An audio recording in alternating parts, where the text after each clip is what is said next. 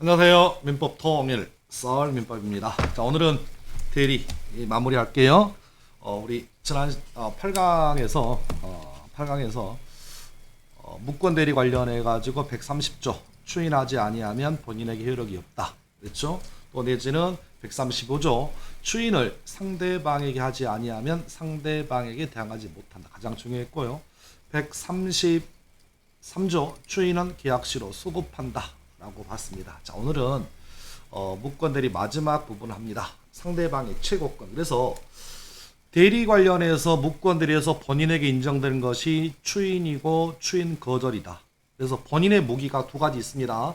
본인은 추인이라는 칼을 휘두를 수 있고 본인은 추인 거절이라는 칼을 휘두를 수 있다. 그래서 본인이 추인하게 되면 계약시로 소급해서 유효 확정되는 데 비하여 본인이 추인 거절이란 칼을 휘두르면 그 계약은 무효 확정된다. 이에 비해서 상대방은 그러면 계약에 대해서 어떤 무기를 휘두를 수 있느냐? 그중 첫 번째 하나가 상대방은 최고할 수 있대요. 물어볼 수 있대요. 야, 내가 너의 대리인과 체결한 계약에 대해서 네가 아직까지도 추인도 하지 않고 추인 거절도 하지 않고 어정쩡한 상태가 흐르고 있다. 나 답답하다. 빨리 계약을 하고 싶으니까 하려면 하고 말라면 말아. 라고 이렇게 물어볼 수 있는 권리를 최고라고 합니다. 그래서 이 최고를 다른 말로 표현하면 답을 해달라 라고 확답을 촉구하는 권리라고 표현합니다. 자, 법조항을 보죠.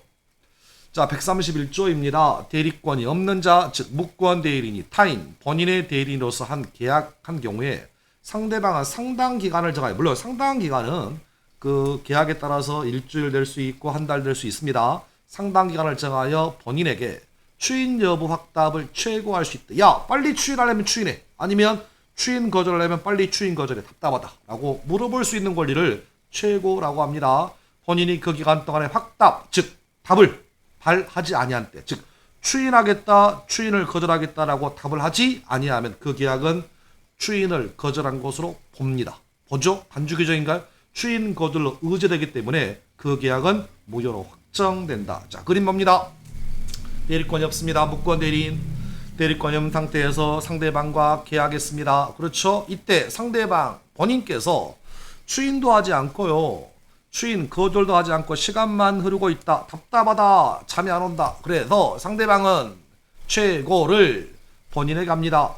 빨리 답을 해주세요. 라고 최고했습니다. 그렇죠? 그랬더니 본인께서 그 기간 동안에 확답을 바라지 아니하면 그 계약은 추인을 거절한 것으로 온다. 그러면 하고 싶은 얘기는 추인을 거절하는 순간, 자, 빨간색 표시했습니다. 무효 확정됩니다. 무효 확정됩니다. 다시 추인에 의해서 유효로 확정되는 데 비하여 본인이 추인을 거절, 나는 안 팝니다. 추인을 거절하는 순간 무효 확정, 여기가 포인트 됐습니다. 자, 여기서 이제 최고만 별도로 정리하겠습니다. 시험은 이것밖에 안 나와요. 악의의 상대방도 최고할 수 있다. 법조항에 선악에 대한 판단의 문맥이 없다. 따라서 선의의 상대방도 최고할 수 있지만 악의의 상대방, 즉 대리인에게 대리권이 없다는 사실을 알고 있었던 악의의 상대방도 최고할 수 있다는 점이 가장 시험의 빈출입니다. 여기까지 확인하시면 되겠고, 한 번씩 또 어렵게 나오는 질문이 이겁니다. 물어보는 것은 본인에게 물어봐야지. 대리권이 없는 무권들에게 뭐하러 물어봐? 그렇죠? 그래서 최고는 본인에게만 최고해라. 무권 대리인에게는 최고할 수 없음을 꼭 좀 기억하시면 좋겠습니다. 여기까지 정리하시면 최고 끝. 자, 그 다음 갑니다. 상대방의 철회권입니다. 134조입니다. 대리권 없는 자가 한 계약, 무권 대리 한 계약은 본인이 추인 있을 때까지, 본인이 추인 있을 때까지 상대방은 본인이나 그 대리인에게 무권 대리에 대해서 이를 철회할 수 있다. 자, 용어 정리하겠습니다. 철회라고 하는 것은 어찌 보면 무효화시키는 권리입니다. 그렇죠? 그러면 철회라고 하는 것은 물론 엄밀하게 따지면 유효라고 하는 것을 모르는 것을 철회라고 표현하긴 하지만 어찌됐든 간에 그런 걸 따라서 상대방에게 두 번째 칼을 주어집니다. 첫 번째 칼은 최고, 두 번째 칼은 철회권을 주어집니다. 철회하게 되면 그 계약은 무효화됩니다. 주택관리사나 감정평가사를 듣는 수험생 여러분이라면 단독행위를 무효화시키는 것을 거절이라고 부르는 반면 계약을 무효로 시키는 것을 철회라고 들어보셨을 거예요. 다만 공인중개사 수험생 여러분이라면 이런 거 안 배우셨을 거예요. 다만 계약을 철회하게 되면 계약이 무효화된다. 단독행위를 무효화시키는 권리를 거절이라고 부른다. 다만 우리는 계약이니까, 그러니까 무권대리인과 상대방이 체결한 계약이니까 철회라는 말을 쓴다. 그러나 계약 당시에 상대방이 대리권 없음을 알았답니다. 안때 악이라면 그러하지 아니하니까 철회하지 못하죠. 자, 그래서 역시 그림 봅니다.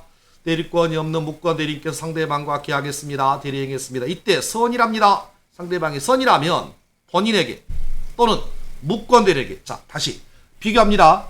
자 2분 전에 제가 상대방의 채권은 본인에게만 채권할 수 있고 무권대리인에게는 채권할 수 없다라고 했던 반면 철회는 법조항에 본인이나 그 대리인 따라서 본인에게도 철회할 수 있고 무권대리인에게도 철회할 수 있다. 이유는 뭐냐면 통보하는 거야. 즉 채권은 물어보는 권리지만 물어보면 답을 얻는 입장이다 보니까 답을 할 수 있는 본인에게만 최고해라. 답을 할 수 없는 무권대리인에게는 최고하지 못하지만 철회는 통보하는 겁니다. 통보하는 거야. 따라서 내가 네 대리인하고 체결한 계약 끝내겠다라고 철회하는 거야. 아니면 무권대리인에게 내가 너하고 체결했던 계약 모르겠다 끝내는 거야. 그러니까 무권대리인에게도 철회할 수 있습니다. 그렇죠? 얘기 끝. 다만 제일 중요한 포인트, 철회하게 되면 무효 확정됩니다. 끝. 다만 시험에 나오는 건 이것만 나온다. 비교해서 우리가 앞 시간에 배웠던 최고는 5분 전에 들어봤던 최고는 악의의 상대방도 최고할 수 있는 반면 악의의 상대방은 처리하지 못합니다. 그렇죠? 따라서 선의의 상대방이 최고할 수 있느냐, 선의의 상대방이 처리할 수 있느냐는 물어보지 않는다. 물어보는 것은 대리권 없음을 안 악의의 상대방에게 최고권이 인정됩니까? 예. 악의의 상대방에게 철회권이 인정됩니까? 아니요. 라고 대답하시면 좋겠습니다. 자, 그렇게 보시면 철회권도 끝났습니다. 자, 이제 어찌 보면 제가 별표를 미리 그려놨죠. 어찌 보면 가장 단순한 얘기인데 가장 많이 틀린다. 자, 시작합니다. 확정의 의미를 설명합니다. 본인이 추인하게 되면 유효 확정이에요. 확정됐어. 이제 확정이는 빼도 박도 못해 지금. 그러니까 본인이 말을 바꿉니다. 어제 추인해놓고 오늘 추인 거절할 수 없다고. 그럴 수 있잖아요. 어제 성급하게 추인했어. 근데 생각해보니까 아닌 것 같아. 말을 바꿀 수 있냐? 안 돼. 말 못 바꿔. 역으로 본인이 추인을 거절한 다음에 그 다음 추인할 수 없어. 근데 이런 식의 지문이 시험장에 막상 나오면 안 들어봤어. 왜 책이 없어? 이런 것들이 책이 없어. 상식인데 상식. 그래서 이런 것이 가장 어렵다. 그래서 추인하게 되면 유효 확정이니까 다음 날 본인은 말을 바꿔서 추인 거절할 수 없어요. 또 내지는 유효로 확정되었으니까 상대방이 무효로 시키는 철회권 행사할 수 없습니다. 그래서 법조항에 134조를 보니까 본인의 추인 있을 때까지만 철회해라. 그럼 역으로 본인이 추인했으면 유효 확정이니까 철회 안 돼요. 그러나 우리가 지난 시간에 이 얘기 봤잖아요. 다만 무권대리인에게 추인했다면 선의의 상대방이라면 철회할 수 있다고 했죠. 그럼 먼저 시간적으로 보면 추인이 먼저 있었다 할지라도 철회할 수 있는 경우가 딱 하나 있어. 그래서 시험 문제가 되는 거야. 다시 왜 132조 기억나세요? 본인이 추인을 상대방에게 하지 아니하면, 즉 무권대리인에게 추인한 경우라면 상대방에게 대항하지 못하니까 상대방은 철회할 수 있다. 그 판례가 중요한 이유가 여기야. 본인이 시간적으로 먼저 추인하게 되면 유효 확정되었기 때문에 상대방은 철회하지 못합니다. 그러나 그 추인을 상대방에게 하지 않고 무권대리인에게 추인했다면 상대방은 모르잖아. 그러니까 상대방은 그때까지 철회할 수 있습니다. 약 안 먹었습니다. 약 안 먹었어요. 요즘 그 유튜브가 너무 활기차다고 약 먹었냐고 물어보시는 분이 간혹 계셔가지고 약 먹지 않았어요? 약 먹지 않았습니다. 유튜브에 적응이 되는 거죠. 그렇죠? 아마 좀 유튜브에 적응이 되면 내년쯤이면 옷 벗고 옷 벗고 막 할 것 같아. 옷 벗고. 그렇죠? 약 먹지 않았어요. 자, 역으로 갑니다. 본인이 추인을 거절하면 무효 확정이 있다 보니까 본인은 말을 못 바꿉니다. 추인할 수 없어요. 자, 상대방이 먼저 철회했습니다. 먼저 총 쏜 거죠. 철회하면 본인은 추인할 수 없어요. 됐나요? 어찌 보면 요 부분이 가장 어려워. 상식이면서도 의외타예요. 그러니까 공부를 하신 분일수록 법조항을 철저히 음미한다. 그런데 이런 식의 지문이 진짜로 아무런 느낌도 없이 시험장에서 나오면 틀리기 십상이다. 다시 한번 정리하시면 되겠고. 자, 그 다음. 무권 대리인의 책임 역시 135조 워낙 중요합니다. 법조항 좀 읽어볼까요? 자, 제목 보세요. 무권 대리인의 책임. 누구에 대한? 상대방. 아, 그러면 책임은 누가 진다고요? 무권 대리인이 책임을 진다. 누구에 대해서? 상대방에 대해서. 그래서 합쳐서 상대방에 대한 무권 대리인의 책임이라고 부른다. 읽어보죠. 다른 자의 대리인으로서 계약을 맺은 자, 무권 대리인이 대리권을 증명하지 못하고 또 본인의 추인을 받지 못한 경우에 그는 무권 대리인은 상대방의 선택은 누가 한다? 무권 대리인의 선택이 아니라 상대방의 선택에 따라 계약을 이행할 책임을 지고 또는 그리고 아니에요. 또는 둘 중에 하나야. 선택이니까 손해를 배상할 책임이 있습니다. 2항 가보죠. 2항. 대리인으로서 계약을 맺은 자에게 즉 무권 대리인에게 대리권이 없다는 사실을 상대방이 처음부터 알았거나 알 수 있었다. 또는 대리인으로서 계약을 맺은 무권 대리인이 제한 능력자일 때라면 제1항을 적용하지 아니합니다. 그러면 1항을 적용하면 책임을 지는 거죠. 그러면 역으로 1항을 적용하지 않는다는 얘기는 책임을 지지 않는다는 얘기예요. 그럼 따라서 상대방이 악의 또는 과실이 있거나 무권 대리인이 제한 능력자라면 책임이 없다는 얘기래. 그럼 역으로 무권 대리인 책임을 지려면 상대방은 선의 그리고 무과실이어야 하며 또한 무권 대리인이 능력자일 때만 책임을 진다는 얘기입니다. 자, 그림 바꿉니다. 자, 제가 화살표를 미리 그려놨습니다. 자, 죄송해요. 자, 내용은 똑같아요. 자, 대리행했습니다. 자, 1번. 대리권을 증명하지 못한다. 두 번째. 본인의 추인도 없다. 세 번째. 상대방은 선의 무과실이다. 자, 네 번째. 무권 대리인 행위 능력자 네 가지 요건을 갖췄을 때만 선택은 누가 한다? 상대방이 한다. 상대방은 무권 대리인에게 계약의 이행 책임 물을 수 있다. 또는 손해배상 책임 물을 수 있다라는 겁니다. 자, 여기서 135조가 시험에 나오면 딱 세 가지만 기억하면 된다. 첫 번째 갑니다. 첫 번째, 무권 대리인이 행위 능력자일 때만 책임 묻습니다. 두 번째, 선택은 상대방이 합니다. 세 번째는 무권 대리인의 책임은 무과실 책임입니다. 이 세 가지만 정리하시면 135조 관련돼서는 나올 게 없습니다. 다른 건데 없어요. 그래서 다시 한번 정리.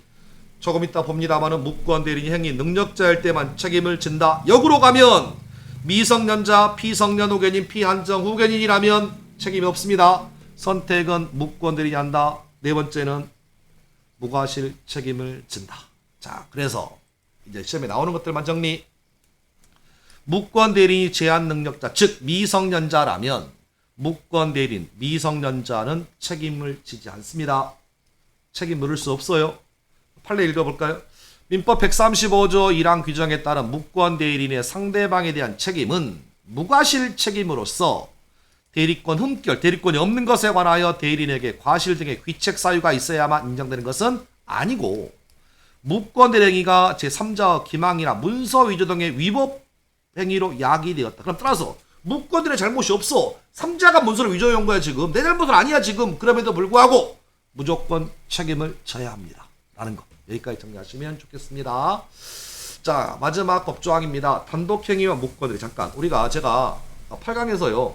무권 대리는 우리는 통상적으로 계약에 대한 무권 대리. 그것도 몰랐지. 그래 얘기 안 하니까. 근데 엄밀하게 따지면 계약을 대리할 수 없음에도 불구하고 무권 대리한 경우와 단독행위를 할 수 없음에도 불구하고 단독행위 경우가 있더라. 제 말 이해하셨나요 지금? 일반적인 임의 대리인은 해제권 없어요. 그럼에도 불구하고 해제했다는 거야. 이것이 단독행위 무권 대리입니다. 법조항을 읽습니다. 자, 136조 제목 단독행위와 무권 대리입니다. 단독행위에는 그 행위 당시에 상대방이 대리인하고 측한한 자의 대리권 없는 행위에 동의하였거나 대리권을 다투지 아니한 때에 한하여 전 6조의 규정을 준용한다. 대리권 없는 자에 대하여 동의를 얻어 단독행위한테도 같다. 라는 법조항을 제가 법대를 들어가서요. 지금까지 한 30년 동안 매일 읽었어도 뭔 얘기인지 모르겠어요. 솔직히 뭔 얘기인지 모르겠어. 어떤 새끼가 이렇게 뭘 만드는지 모르겠어. 도대체 어려워 죽겠어. 뭐 알고나 만든지 모르겠어. 솔직히 얘기하면 시험에 안 나와요. 다만 우리는 수험생이니까 그 다음 얘기는 정리하셔. 135조는 시험에 안 나온다. 다만 135조를 해설한 건 나온다. 그래서 단독행위는 상대방이 있는 단독행위와 상대방이 없는 단독행위로 구분할 수 있다. 그렇죠? 그러면 상대방이 있는 단독행위를 무권 대리인이 한 경우 그렇죠? 이런 경우라면 계약의 무권 대리에서처럼 본인의 추인 또는 추인 거절에 의해서 유효로 확정되고 무효로 확정되니까 계약의 무권 대리와 똑같기 때문에 시험에 나오지 않는다. 다만 상대방이 없는 단독 행위를 무권 대리했답니다. 이랬을 때는 항상 무효입니다. 요건 시험에 한 번씩 나오네요. 이유는 뭐냐면 상대방이 없는 단독, 상대방이 아예 없어. 그럼 본인이 추인하고 싶어. 추인할 수가 없어. 추인은 상대방 있는 단독 행위거든. 그러면 상대방이 없는 단독 행위를 했다면 추인할 상대방이 없다니까 없어. 그러면 추인할 수 없으므로 항상 무효입니다. 근데 이렇게도 안 나와요. 딱 한 줄 나와요. 딱 한 줄. 마지막 줄 이거예요. 재단법인 설립행위입니다. 재단법인 설립행위는 상대방 없는 단독 행위입니다. 그래서 재단법인 설립행위를 무권들이 했다면 항상 무효이다. 요 지문만 나온다. 시험 지문에 한번 틀어볼게요. 제가 재단법인 설립행위를 무권들이 한 경우에 본인의 추인에 의해서 유효로 될 수 있다. 헛소리입니다. 추인할 수 없어요. 항상 무효. 됐습니다. 이렇게 해서 힘 빼고 하니까 훨씬 더 짧게 끝나네요. 자, 이렇게 해서 무권 대리를 마무리합니다. 1강부터 9강까지를 여러분이 그래도 좀 눈에 익숙하게 줄인다고 주려고 아니 줄인다고 줄인 건 아닌데 어쨌든 간에 열심히 했습니다. 자, 그래서 주택관리사라면 2문제, 감정평가사라면 3문제, 공인중개사라면 적게는 4문제에서 6문제가 나오는 대리 관련 파트니까 여러분이 듣는 수업 다 팽개치고 이것만 좀 들으시면 좋겠습니다. 이렇게 인원 정리만 하다 보니까 또 동영상 조회수가 안 나온다. 공부도 안 되면서 문제를 풀기를 원하는 여러분을 위해서 다음 시간 대리 관련 파트에서 문제 위주로만 그래서 한 4시간 정도 준비하겠습니다. 그래서 어떻게 시험에 나오는지 그래서 산업인력 공단에서 나오는 기출문제 가지고 10강에서 찾아뵙겠습니다. 여러분 즐거운 밤 되시기 바랍니다. 감사합니다.